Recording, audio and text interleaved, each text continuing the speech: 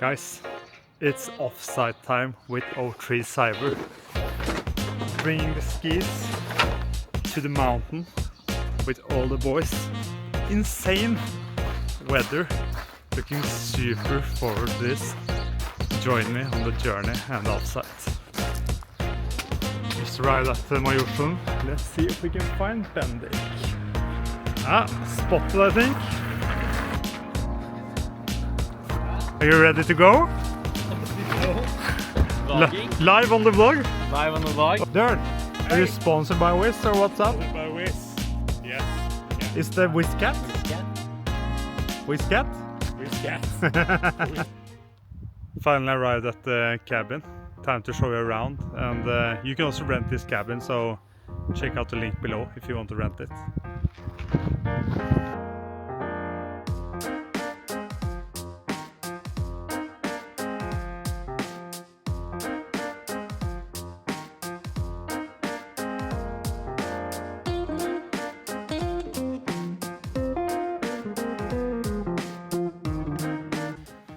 Håkon, Chief Offsite Officer. What are we doing here? What's the plan? Now we're at our Q1 offsite. We are planning on having a hackathon. We are going to work on our service, which we are planning to launch in the market very soon. Developing. I'm currently working on this part, the API that we need for the solution. So coding really hard right now. Nice. And you, Dur? Dur is working on the orchestrator that's going to actually do all the stuff towards all our sources and destinations. Nice. And you, Bendik? I'm working specifically on the deep impact analysis here and to ensure that it fits great with our integrations. Nice.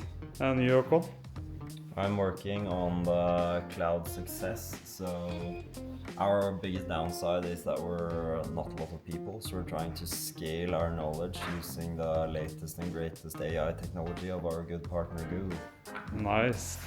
We're also going to do some team building. We're cooking some great meals. We are going to try to get the last few kilometers of cross-country skiing for the season. And based on the mood right now, there might even be some wrestling this weekend. Rumors has it also that we bought some really good food. We've been to Annis, bought some really great produce, and we're going to make burgers. We're making some tacos. We're making some porterhouse steaks. Have some good both non-alcoholic and alcoholic drinks, and I think this will be a great weekend for the whole team. Awesome, nice. And Mr. Kubernetes, any hopes for touching Kubernetes or containers this weekend? Yes, most probably. We are, or I am going to try and containerize our service that Håkon mentioned. Hoping to get some knowledge out to the team and eating some good food, maybe have a wrestling match or two. It's going to be a good time. GKE? GK. Let's go. All the way.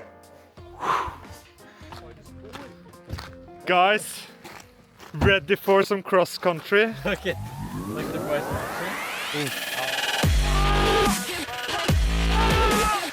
Ja da!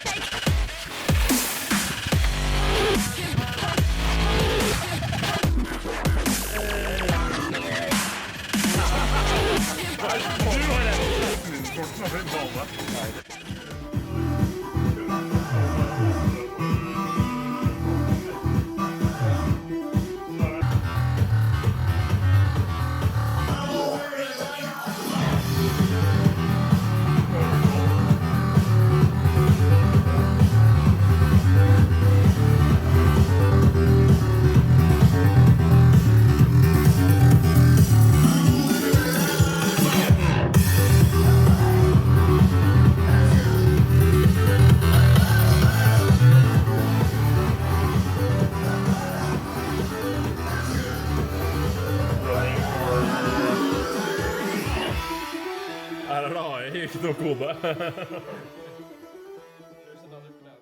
With a really good. Hey, Jaran! Hey, enjoying life? Yeah, taking a quick break. I just wanted to try out the jacuzzi real quick, but yeah, it's good. Nice It's good. getting your creative mind working. Yeah, I kind of needed it right now, so.